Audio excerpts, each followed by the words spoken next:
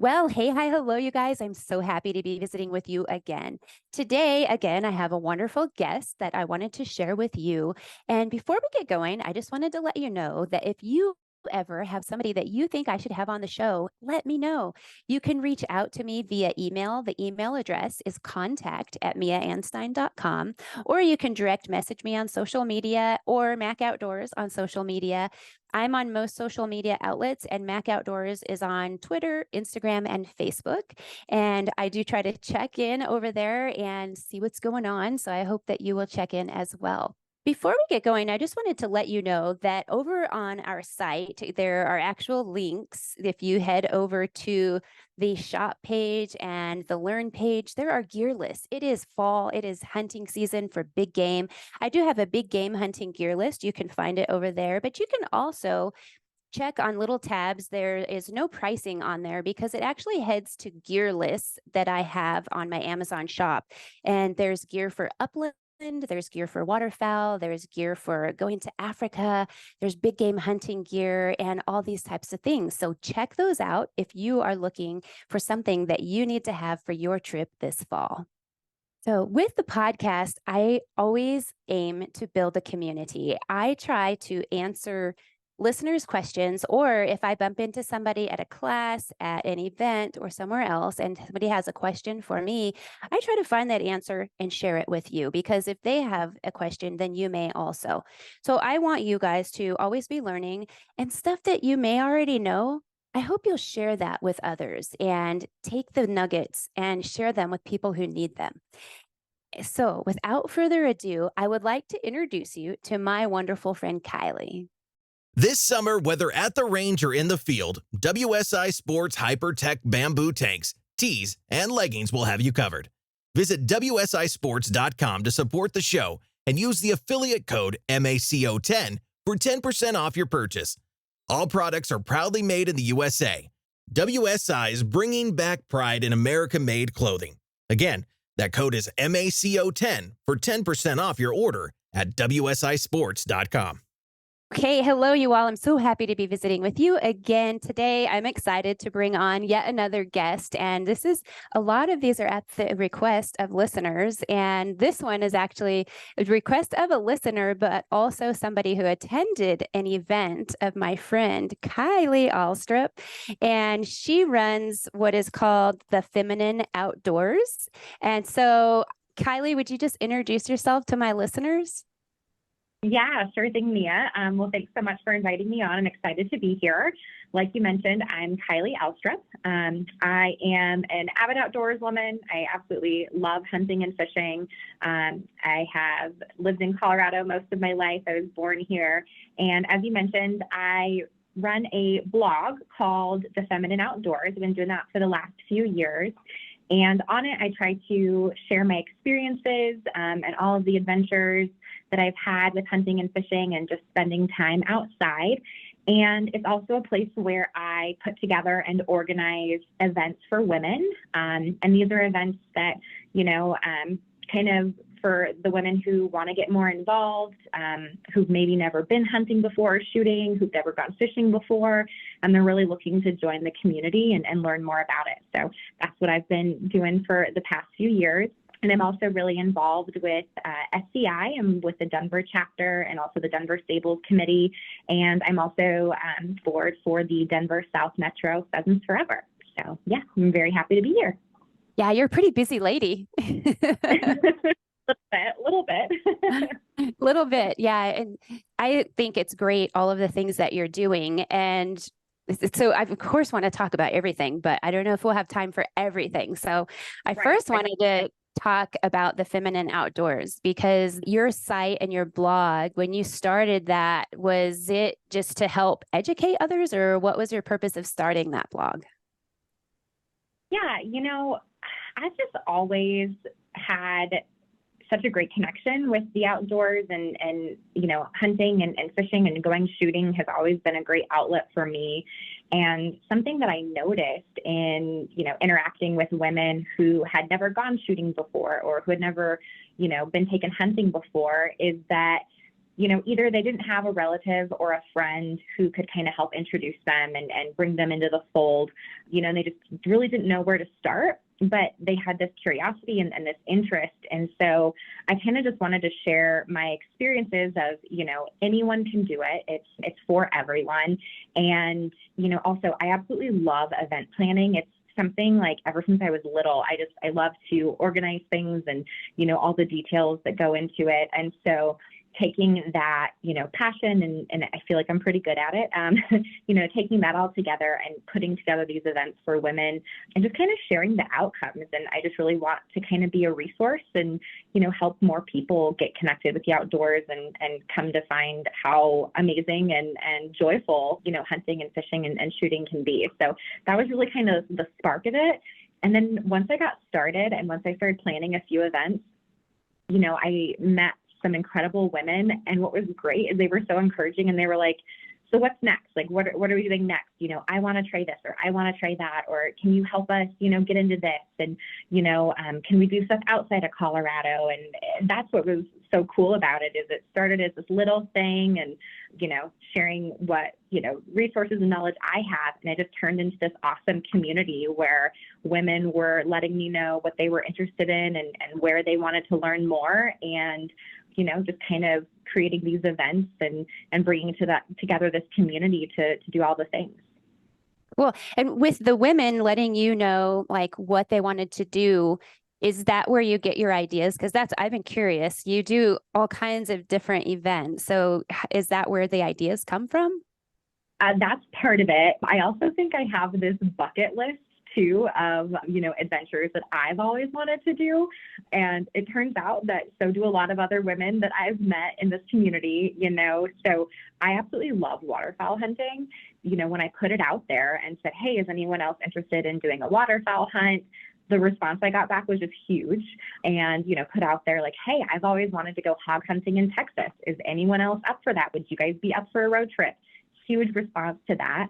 I've always wanted to do spearfishing in Florida, and put it out there like, hey, is anyone willing to travel this far and, go do this crazy experience? And, I had people join me for that. So it's kind of been a little bit of both. And then I've had people come to me and be like, hey, what are sandhill cranes? And I hear that they're like the sirloin of the sky, and can we hunt those in Colorado? And where do we do that? And so then like putting in the research and the legwork to find out how we could do that. So yeah, it's a little bit of both. It's like my dream bucket list, and then also people reaching out to me, and I, that like piques my curiosity, and I'm like, dang, I didn't even think about that. That sounds awesome. Let's look into it.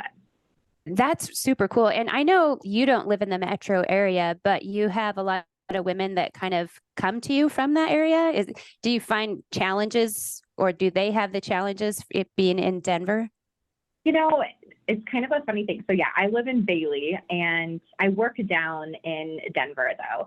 So I'm used to the commute and whatnot. But when it comes to all the activities, honestly, we do them all across the state. And I have women from all over. A lot are, concentrated in the metro area, but we have women from like Northern Colorado. I even have a gal who's gotten super involved. She's from Wyoming. And what's been neat is everyone, we try to plan far enough in advance, give everyone the logistics and everything. So what's neat though is no matter where the event is being held and no matter where you live in the state or out of the state, people have been making the drive and putting in the effort to attend, which is just awesome. That is so cool. And most of these ladies that end up coming to the events, do they generally have experience, or are they newbies, or just the whole gamut? Yeah, the whole gamut. I think what's neat about the hunting world, and I'm sure you can understand this, is you can't ever just do like one species or one type of hunting, right? Like you kind of get started with something.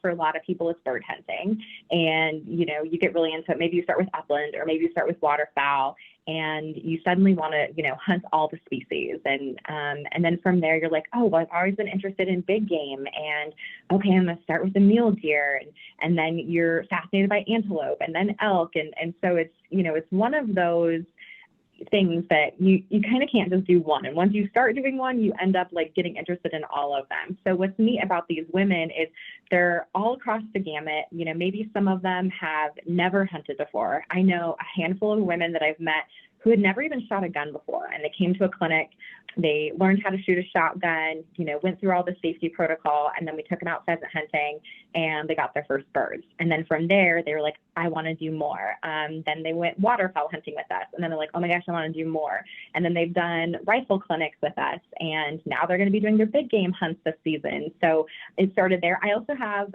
incredible women that I've met through Denver SCI and Denver Stables, who they are these worldwide hunters, and they have hunted in Africa and in Asia and in Europe. They have hunted all over the world. They have years and years of experience, and yet they love coming to these events too, because of like the community and camaraderie that we have.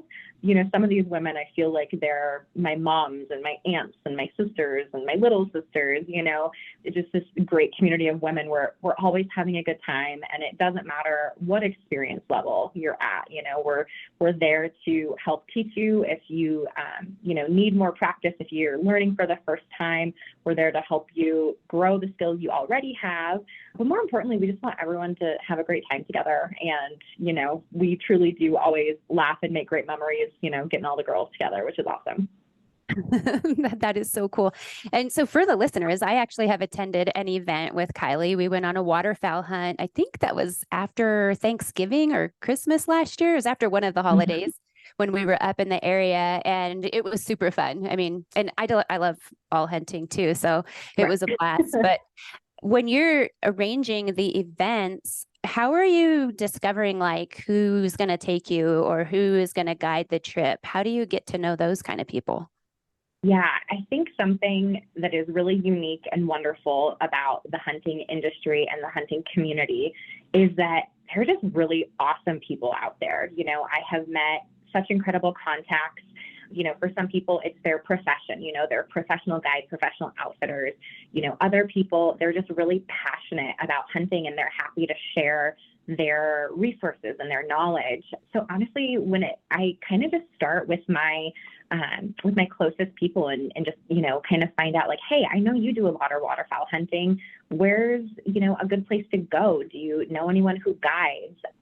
And, through the great organizations, through Pheasants Forever, through SCI, we have this great network of people. And so it's really kind of just asking those around me. And what's awesome is how many people are willing to give you the information and who want to help. And, hey, does anyone need to borrow a shotgun? Does anyone need a bird dog or something for it? So that's what's been really neat, but it's really kind of branched out just from our inner community and, asking people who they know and kind of word of mouth. With thinking of all of that, I used to be an outfitter, so I have tons of gear. I have gear for everything. Are you, as the Feminine Outdoors or with SCI or Pheasants Forever, are you guys collecting gear, or do you rely on the people that are helping you with the trips to have gear, or how is that part of it working? Yeah, pretty much, when we decide on an excursion and, once we figure out, okay, hey, this is what everyone's going to need for this trip or whatever, if anyone doesn't have something, if someone needs a shotgun, let's say, I did an event once where we wanted to do some upland hunting, and we had a group of women, and there was like 3 or 4 of them that, they didn't have their own shotgun. They were completely new to this. They had done some shotgun shooting at some clinics we'd had in the past, but they didn't have them. And, I had an extra one to share, but we still needed a few more. And so I reached out to my guys at Pheasants Forever, the South Metro chapter. They have a whole education outreach trailer. And I just said, hey, these ladies and I were doing this. We need a few shotguns. We're short a few shotguns. Is it possible, that we borrow them from you? And they were more than supportive. They're like, yeah, sure. Here, use these. And for kind of anything like that, if any of the events, if anyone is in need of something, I just feel like our community is so giving and so interested in helping and, getting people into it and having a great experience that it honestly has never been an issue, whether anyone's needed gear or anything like that. We do a really big ladies upland hunt at this place called The Bluffs in northeastern Colorado. And it is a ladies hunt that we do at the Denver Stables. And I had a lot of, women reach out after I emailed them, and they're like, what are upland pants? Like, what kind of pants are those? When I tell them what things to bring and wear for the hunt. And I'm like, oh, well, there are these pants that, help you walk through the brush and you won't have like stickers or anything stick to you. And one of the gals was like, she's like, I honestly just don't know what that is. And, I'm asking her, okay, like, what size pants do you wear? I have extras. I'll just bring for you to, you to try on. And I just feel like our entire community is that way. You show up somewhere and you're like, oh, I didn't bring that, or I didn't know what to bring. And people are like, oh, well, here, I have an extra, and here, use mine, and that sort of thing. So it's just a really beautiful thing that happens. No matter what you need, we got you covered. So neat. I love it. When you're planning events, because I think what draws people to you is it must be, I mean, you're a super sweet lady. I mean, super nice, obviously, that's one. But as far as the events, I think it's because you cover all the bases, like you check every box. And is your job event planning, or how did you get started event planning? Because you do a great job at it. Thank you so much. My dad says I have pretty severe OCD, so I guess that helps. I'm not an event planner. I am a paralegal for a law firm. So when it comes to details, those are very important. I definitely don't miss any of those. I just kind of think that, when I sign up to go do events and go on trips and everything, I like to know all the details, right? And so when I'm planning events in turn, I'm like, okay, what would I want to know about this event? Especially doing something outside your comfort zone. Like, we have a lot of first-time shooters, a lot of first-time hunters that come into these groups, and it can kind of be a little unnerving, and a little intimidating. Like, I'm going to try this new thing.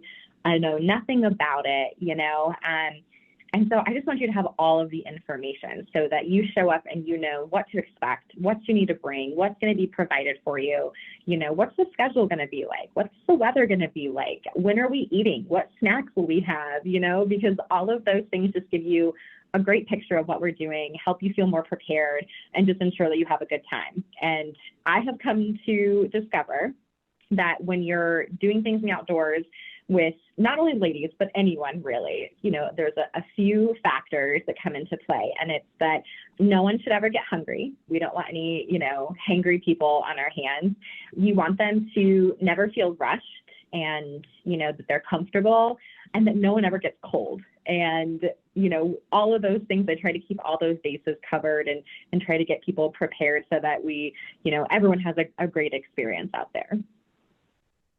And I can attest to that. So you guys, Kylie shows up. We stayed at, I guess, an Airbnb or some type of housing like that. But as we get ready in the morning, we had breakfast, and Kylie shows up in the hunting blind. We had an Alps blind out there, and which are wonderful because you have that camaraderie in the blind because you're so close to one another. You can visit and all of that. But she pulls out snacks and sandwiches, and I don't know if you had coffee or hot chocolate, and you just had like this whole smorgasbord. And that's something, when I've been on hunts overseas, one thing that I love, and the best guides, they show up with their cooler, and they have a picnic like ready to go all the time. And I think it does just make everybody kind of comes together around fire and food. So, so yeah, stay warm, but you can't have a fire most of the time when you're hunting unless it's at night. Yeah. And as something like, no matter what kind you're doing, sometimes there's downtime, and you don't ever want anyone to be sitting there, hungry or bored or anything. So yeah, I'm big on prepping snacks. That's a big deal to me for sure. Yeah. Great snacks too, I might say. Very much. So that event, I mean, hunting is something that I learned in life. I mean, I've always been kind of fluid, but with hunting, you have to be fluid as well. And that was 3 different days, or you might have even had 6 events. I don't know how many hunts you did, because you had like morning and evening and all of that. And we went for one morning. With waterfowl, sometimes they're either there or they're gone. And so we had to adjust and move, which the guys helped and had everything set up and ready to go. So that was super nice. Yeah. This time of year in the fall, are you doing any big game hunts, or what do you have coming, and how do you stay on track with them? We just wrapped up a 3-part series, which was kind of an intro to big game hunting for women. And, the first part of it, we had some wonderful women from CPW kind of lead this classroom portion of, explaining, what is the draw in Colorado? How does that work? What's the GMU? What are the license and tag requirements? What are the different species and seasons in Colorado? So it was this great classroom portion. And then from there, we did a wilderness hike and learned about, scouting and what to look for when you're outdoors. We had a good friend of ours who is a professional guide and outfitter lead this hike for us and just had a great time, out on the trail, stopped and had lunch, learned about what signs to look for, what things you should pack with you, kind of how to plan a scouting trip. So that was the second portion. And then the third portion that we did was a range day. And we went to Magnum Shooting Center down in the Springs, and we had rifles, and also women could bring their own rifles. We went through a really in-depth safety discussion and class about everything with, hiking with your rifles and preparing to shoot and everything. And then we actually got on the range and we did a lot of shooting with 22s, practicing all the different shooting positions that might come up for you while out on a hunt. And then we did just a lot of, range shooting and working on proper positioning with the rifle and, your breathing and everything like that. So that was really awesome. That was the third part of it. I'm excited to say that we have a couple ladies from that group who are doing big game hunts this year. So I'm excited to hear how that goes for them. When it comes to big game hunts, I've had some women ask me could you plan a group elk hunt? And the short answer is I would love to. However, when it comes to big game hunting, there really isn't group hunting, right? If you're going out with a guide, sometimes it's just one guide to one hunter or one guide to two hunters, and it's multiple days and everything. So doing big game, orchestrated big group hunts is tough. And then you're also dealing with, the tags and everything and that sort of stuff. So I really don't plan the actual hunts. I just try to plan the preparation and provide the resources leading up to those hunts. So, we did this 3-part big game hunting series that we wrapped up last month so that people could be prepared for this year's big game hunt. We do have lots of things on the books coming up, though. We are, of course, doing our large Stables upland hunt at the Bluffs this year. We've already got some waterfowl things on the books. We are going back to Texas for a hog hunt. We are going to do some sandhill crane hunting in Colorado. We are going to focus a lot on food at the end of this year. I absolutely love wild game, and I think a big part of, hunting and bringing back your harvest is that you get to cook it and eat it and, store it in your freezer. And I've just seen some really incredible recipes that I'm like, I want to try that. And is that possible? And how do you prepare that? And turns out a lot of people are also interested in learning more about cooking and also, processing their own meat and everything. So we're going to put together an educational series around that as well. So yeah, never a dull moment. We're always putting stuff on the books. But yeah, that's what we're kind of looking at this year. And hopefully at some point in between all this, I have a mule deer and a bear tag that I'm hoping to fill as well, just myself. So we'll see if we can squeeze. I was just about to say, how do you have time for it? But I know people will make time for what their passion is. And obviously you have a passion for it. So I think it's wonderful. And with all this stuff that you have, I was going to ask what adventures you have coming, but obviously your hunts. Do you have any other things that are coming up for you yourself? Well, like I mentioned, I'm really involved with SCI and Pheasants Forever, and we have convention for SCI National Convention in Nashville, end of January, beginning in February.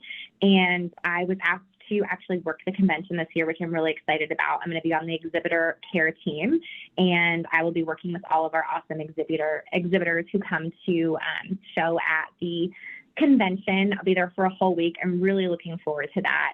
You just meet the coolest people at convention, and just great relationship building, great networking. It's a lot of fun. So I'm really looking forward to that. And then we also have Pheasant Fest and the Quail Classic, which is the end of February, beginning of March, up in South Dakota. And again, great networking, but also a really great education. They do amazing seminars, just learning a lot about habitat and conservation and going by state and how it's different in every state. So I really love those types of events. I love attending them, you know, the knowledge that you walk away with, but also just the relationships you build and the connections you make there. So I'm really looking forward to those coming up. I can't believe all the stuff that you do. It's just incredible. And people say I do a lot of things, but I'm not planning a bunch of events like you do. That's a lot of work. And, you know, I know you talk about doing group big game hunts. And that's something when we were outfitting, I had a lot of ladies ask if I would do group elk hunts. And the thing with that, like you said, if we go back to elk hunting, is you can be in camp as a group, but you can't go out as a group. And I actually had the most horrible hunting experience ever was in New Mexico. I don't know, it was over 10 or 15 years ago. But we ended up with like 9 ladies stuck in trucks, like road hunting together. It was horrible because you get everybody together and things aren't going as they planned. Like one thing or another goes wrong and like everything escalates. And that guide, if they ever listen to my podcast, should listen to I know a hungry hunter might hunt harder, but you have a bunch of hungry women crammed in a truck together. That doesn't work out very well. No. So there is a challenge to like a big group for big game hunting is you have to be somewhat self-sufficient to go out and hunt on your own and make it back to camp. So that's one way that I would say hunt as a group for big game, but it's definitely challenging. And I know you had reached out to me about Alaska, and that's something that I'm sure is going to be a process to research, but that's something that maybe if you get that one going, you'll have to come back and tell us about the whole process of booking an adventure like that, because it's a lot of work. And I'd love to hear that from someone else. And then with SCI and stuff, you yourself, you're a mentor. You're mentoring a lot of people. And you mentioned with Pheasants Forever, the conservation. And then with SCI, I know you guys are also mentoring. What drew you to SCI? I think, you know, especially in current times, but I think that if you love the outdoors and if you love to hunt and if you love to fish and if you love having those experiences, it's not enough anymore to just love that. You need to really become active and really educate yourself and become more involved with our conservation efforts. And I say that because, you know, it's a right of ours that is challenged on a constant basis. And, you know, we're constantly fighting it at the, you know, local, state, and national and even international level. And, you know, SCI, as you know, you're our regional rep. SCI is great because, you know, we have full-time litigators who are on the Hill and who are constantly, you know, fighting these fights for us to ensure that we protect our hunting rights. I think that's what's incredible about SCI. You know, SCI is the only conservation organization that employs these attorneys full-time to do that. And so I felt like that was a really strong reason to get behind them. Also, just our local chapter, our local Denver chapter. Like I said, I've met so many amazing people there. You know, some of them there, like I said, are kind of like my moms or my aunts. And also just like the men that are there too, they're so encouraging and so supportive. And everyone just cares so much and is so passionate. And for Colorado, you know, we have this incredible state and we have all these amazing animals. And I just really feel like we all have a responsibility to, you know, play an active role in keeping hunting and fishing around for generations to come. When I think about the possibility of, you know, grandchildren or great grandchildren not being able to enjoy the Rocky Mountains like I have, you know, that makes me really sad. And it's just something that I'm super passionate about.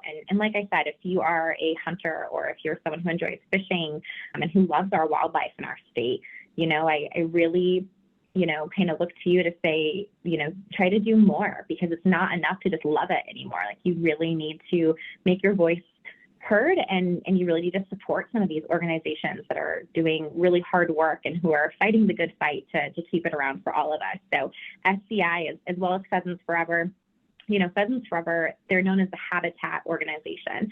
And that's because they really focus with biologists on a state-by-state and area-by-area basis on how can we cultivate these areas so that these species can, exist on their own. In Colorado, eastern Colorado is where we have traditionally had our pheasant and quail populations. But unfortunately, over the years, because of drought and because of really heavy hailstorms that we can get out there, it's really depleted numbers for pheasant and quail. And so those numbers are really low. And unfortunately, hunting wild birds is not a very common thing. At my chapter, we have this joke, which is not really that funny, but kind of is, where we say, the name of the organization is Pheasants Forever. But when you go pheasant hunting in Colorado, it's pheasants, maybe conservation is for forever, because we're not, seeing those birds out there, but we know that we want them around and we want to do our part. So working really hard to increase those habitats for those birds. So those two organizations, they really believe heavily in the work that they're doing. And I can't say enough about the people in these organizations. Like I said, a lot of them feel like family to me. They're so encouraging. The gentleman at my Pheasants Forever chapter at South Metro, I joined the board as the youngest member. And also, I was one of 2 active female members for our chapter. And some people might say, like, oh gosh, like how intimidating. And I'm sure you felt like an outsider and all this stuff. And, that just wasn't the case at all. These guys just, really welcomed me with open arms. They've been so incredibly supportive. They are very open to my ideas, to things that I have to say.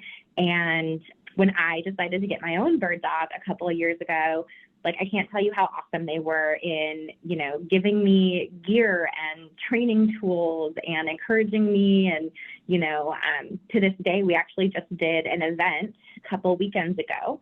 We partnered with the Theodore Roosevelt Project as well as Minority Outdoor Alliance, where, we want to bring minorities, out to these opportunities to learn how to hunt and, get more involved in the outdoors. So we did this event with them, and my Pheasants Forever chapter, we led it, and the guys were like, hey, will you and Walter be one of our guides for this hunt? Walter's my dog. And I was just so honored that they asked me to, not only participate and help lead this educational event, but also that, that they wanted my dog to, let me be this, handler and this guide dog, to lead them for this event. So they're just so encouraging and just wonderful, incredibly supportive. Like, I can't say enough good things about the people that I have met through these organizations. It obviously means that Walter's come a long way in the training. You guys are doing a good job together, right? It's been a process. It has been a process that, we've been working really hard at it. It's definitely been a huge investment for me, both in time and, money, but it's been like one of the most rewarding, things I've ever gone through. He's my favorite little boy. He's just awesome. And we have so much fun together, and it has made bird hunting like on a whole new level for me now, being able to do that with him and see him work and everything. He's great. He's a pointing lab. So it's been super fun for me to have him do upland and then also do waterfowl. So yeah, we're really obsessed with it. It's a great thing. I love it. I love bird dogs. They're amazing. And actually, I could just go on a hunt and watch the dogs work. And it's just as satisfying as filling a tag or shooting a couple birds during the event. Oh, absolutely. Absolutely. Yeah. That is like one of my favorite things. Like when I guided for this event for Pheasants Forever, I didn't carry a gun or anything. I wasn't hunting. I was just guiding with my dog. And I got just as much satisfaction after, watching him do points and retrieves and then, harvesting any birds myself. So it's super rewarding. Absolutely. Hopefully a lot of people get to experience that in their lifetime, because it's something that is priceless, in my opinion. And whether it's a bird dog or a bear dog or a cat, mountain lion dog, all of them are amazing, right?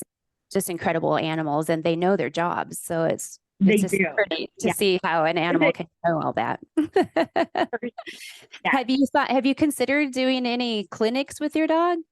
I think we're still on amateur status. I mean, Walter turns 3 this year, and don't get me wrong, I think he does an amazing job, but we're not quite there yet. We're going to keep on it and everything. I still, try to brush up on his training and everything like that. And every season we're doing great improvements and everything, but we're not quite ready for the professional side yet. Someday, maybe. Yeah. We'll come up and have you do a demonstration. Oh, that sounds good. So for my listeners, as I said, somebody had mentioned that I should have you on the show, and I know that they knew I knew you. But it was somebody who, a veteran with PTS that went to an event, and I'm not sure which event, but for somebody like that, what is your recommendation as a first step? Like if they want help getting outside, what's the first step they need to do? Well, first of all, I'm super flattered that someone reached out to you to have me on your podcast. That's awesome.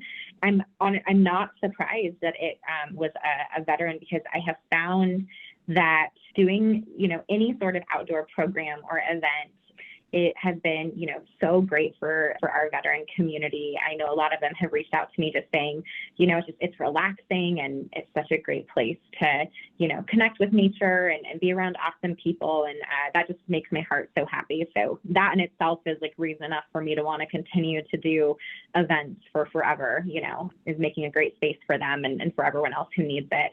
But I really think that if there is a desire to get outside and to learn how to hunt, learn how to shoot, to go on a fishing trip, whatever it might be, it sounds kind of silly, but all you need to do is reach out and ask.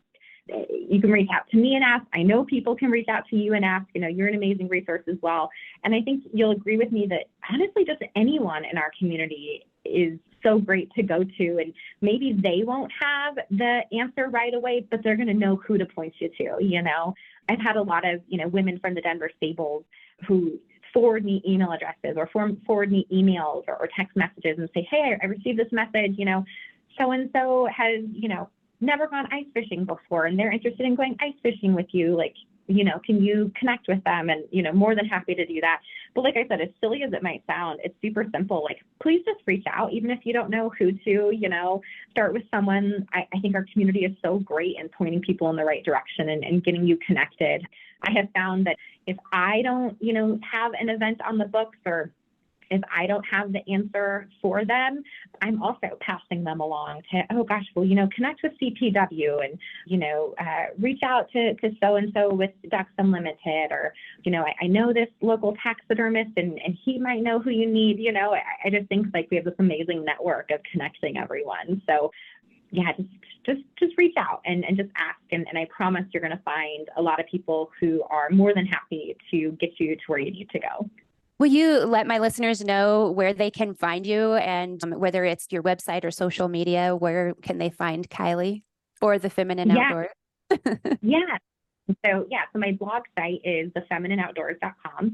There's, contact forms on there if you want to reach out and email me. Also on Instagram, The Feminine Outdoors. And I made it a big goal of mine that for this hunting season, I wanted to be so much better about posting pictures and whatnot from, our adventures and our events. I know this sounds silly, but sometimes when you're at an event or you're, on a hunt or something, I know that there's a lot of people in my generation who are obsessed with, posting about it and taking the photos. And I think that's so great. And, I support anyone who, wants to share their experiences. I oftentimes get so wrapped up in it, though, that I forget to take pictures. And I'm trying to be so much better about that. I'm always grateful when people after events forward me their pictures and send me emails with pictures that they've had. I'm like, oh my gosh, thank you so much. I totally forgot to take pictures on this event. So I'm trying to be a lot better about that this season. I love it when Leah comes on hunts and stuff with me. When you have a photographer. So I used to have tons of pictures when she lived at home. She comes hunting with us and she takes awesome pro photos. She sends them to me. It's great. So try to be a lot better about it this season of, taking pictures and trying to share stuff a little bit more. But yes, do have Instagram. I do have my website. And again, please, reach out to the contact form if you have any questions or if you want to join us for an adventure. We would just absolutely love to have you. And my hope, for this next season is I really want to connect more, novice hunters and more new people to the great outdoors, and so that they can also, find the joy and love that I have found with hunting and fishing, and sharing it with the great community. Yeah. Does the link, if you fill out the form on your website, does that sign people up for your newsletter? Yeah. So when you first visit the site, there's a little pop-up. It's a picture of Walter, and, it just asks you to join my mailing list. And I usually send out maybe 2 emails a month. And most of the time it's just letting people know what events we have coming up, kind of what's been going on. And that just kind of keeps people in the loop. So I do those communications a couple times a month so you can get added on to my mailing list. And I brought that up because it's been a while since I subscribed to your website, so I forgot what it was, but now I remember. But those emails are great because you can see what's coming up, and you can kind of look at your schedule and say, okay, I might be able to do this. Or for me, I'm like, oh my gosh, this would be perfect for Sarah, or this would be perfect. And I'm like forwarding these to people who have reached out to me, and I'm like, either they're available or they're not. But it's something that I think is really cool for you, for that email newsletter, to have that contact. And it just, I'm sure, is probably partly why you get so many people at all of your events. Oh, thank you. Yeah, I appreciate that. And I hope that lots of people do that too, because I hope that it, finds the people who are looking for it and whatnot. That's great. But yeah, that's my plan to, continue to do that a couple times a month, of just letting people know, what we're looking at. I've even sent out emails just wanting to gauge interest, like, hey, we're thinking about doing this trip. Is anyone interested? And that kind of helps me in the planning process too, of like, oh yeah, we got dozens of people interested, or nope, no one responded about that one. So let's not go there. You're so great at the planning. I love it. And so for my listeners, I do hope that you will go head out and check out her outlets there, and also subscribe and share the news with others. You can be a mentor by sharing stuff that way as well. And thank you so much for taking the time out of your day to be on my show. I really do appreciate it. Absolutely. Thank you so much for having me. It was a pleasure. Hey, this is Lloyd Bailey, the Armed Lutheran, host of the Armed Lutheran Radio podcast, reminding you that the podcast you're listening to is a proud member of the Self-Defense Radio Network. Check out all the great content at selfdefenseradio.net.